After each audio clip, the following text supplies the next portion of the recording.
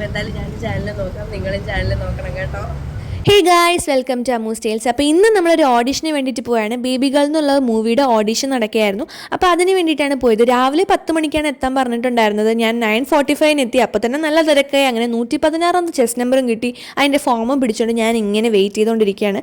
സംഭവം നടക്കുന്നത് നമ്മുടെ പാളയത്തുള്ള ചന്ദ്രശേഖർ നായർ സ്റ്റേഡിയത്തിലെ ഒളിമ്പ്യൻ ഹാളിൽ വെച്ചിട്ടായിരുന്നു. അപ്പോൾ അവിടെ വെച്ച് ഒത്തിരി യൂട്യൂബേഴ്സും സീരിയൽ ആക്ടേഴ്സിനെയും കാണാൻ പറ്റി.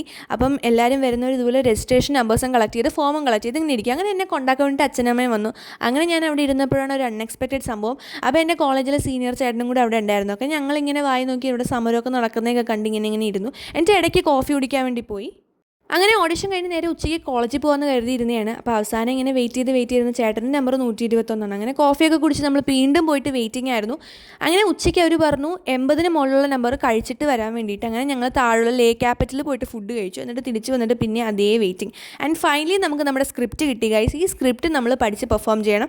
അങ്ങനെ എല്ലാവരും ഇവിടെ വെയിറ്റ് ചെയ്യണം. അവസാനം 3:30 ആയപ്പോഴാണ് എന്നെ വിളിച്ചത്. അങ്ങനെ എല്ലാവരും ഇവിടെ സ്ക്രിപ്റ്റ് പഠിച്ചുകൊണ്ടിരിക്കുകയാണ്. അങ്ങനെ 3:30 ആയപ്പോൾ എന്നെ വിളിച്ചു. അങ്ങനെ പെർഫോമൻസ് ഒക്കെ കഴിഞ്ഞിട്ട് വന്നപ്പോഴാണ് ഞാൻ ഒരാളെ കണ്ടത്. വീഡിയോ എടുക്കുവാണോ? Okay okay okay okay. അപ്പോൾ എന്തായാലും ഞാൻ ചാനൽ നോക്കാം, നിങ്ങളും ചാനൽ നോക്കണം കേട്ടോ. സോ പറഞ്ഞു കേട്ടില്ലേ, എല്ലാവരും സബ്സ്ക്രൈബ് ചെയ്യുക. അപ്പോൾ അതൊക്കെ കഴിഞ്ഞാൽ തിരിച്ചെൻ്റെ ഗിറ്റാർ ക്ലാസ്സിൽ പോവുകയാണ്. Bye bye.